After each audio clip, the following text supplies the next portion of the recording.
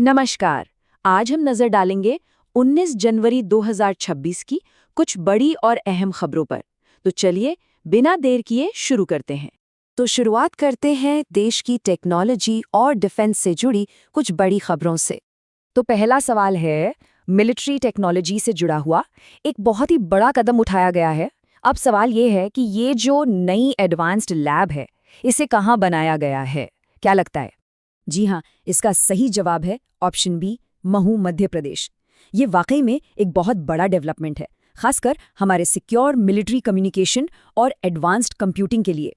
अच्छा, और मध्य प्रदेश की बात हो ही रही है तो ये जानना भी दिलचस्प है कि ये सिर्फ इनोवेशन का हब नहीं है, बल्कि खेती-बाड़ी और माइनिंग दोनों में ही देश के टॉप राज्यों में से एक है।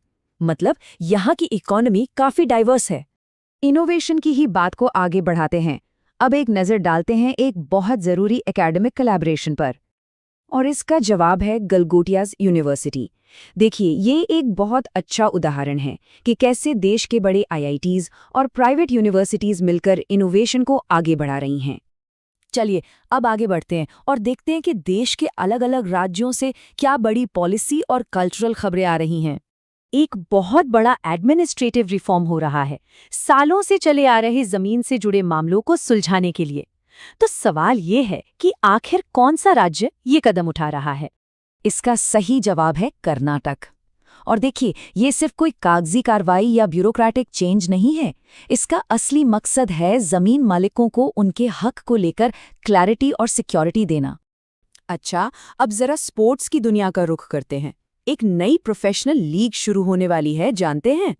जी हाँ, साल 2026 में इस नए और रोमांचक टूर्नामेंट का पहला सीजन खेला जाएगा।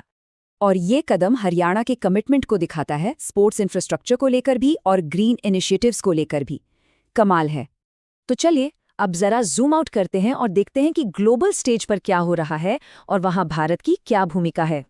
ये वो सालाना मीटिंग है जहां दुनिया भर के लीडर्स इकट्ठा होते हैं और तय करते हैं कि आने वाले साल में ग्लोबल इकोनॉमी और पॉलिटिक्स का एजेंडा क्या होगा। तो कहाँ हो रही है ये समिट हो रही है स्विट्जरलैंड के दावोस में। आपको बता दें कि WEF की शुरुआत 1971 में हुई थी और इसका मकसद था बातचीत के जरिए दुनिया के बड़े बड़े मसलों को सुलझाना। अब चलते हैं इंटरनेशनल पॉलिटिक्स की तरफ। एक लीडर हैं जो काफी लंबे समय से सत्ता में हैं और उन्हें एक और टर्म मिल गया है। और इसका सही जवाब है युगांडा। ये री-इलेक्शन एक बहुत बड़ा मोमेंट है, क्योंकि इसके साथ ही ये मॉडर्न अफ्रीकन हिस्ट्री की सबसे लंबी प्रेसिडेंसीज में से एक बन गई है। और आखिर में चलिए बात करते हैं आर्ट, कल्चर और स्पोर्ट्स की। देखते हैं कौन से कल्चरल फेस्टिवल्स और ट्रेडिशंस आजकल सुर्खियों में हैं। ये फेस्टिवल इंडिया के क्लासिकल म्यूजिक कैलेंडर का एक बहुत बड़ा इवेंट है। यहाँ देश भर से कलाकार और संगीत के जानकार इकट्ठा होते हैं। तो कहाँ हुआ ये?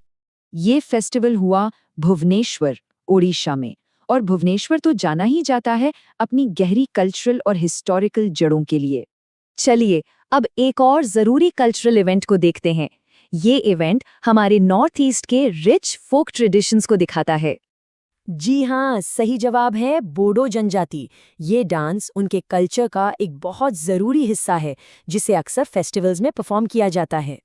तो टेक्नोलॉजिकल एडवांसमेंट हो, पॉलिटिकल बदलाव हो या फिर कल्चरल सेलिब्रेशंस, आज की ये सारी खबरें हमें यही दिखाती हैं कि दुनिया कितनी तेज़ी से बदल रही है।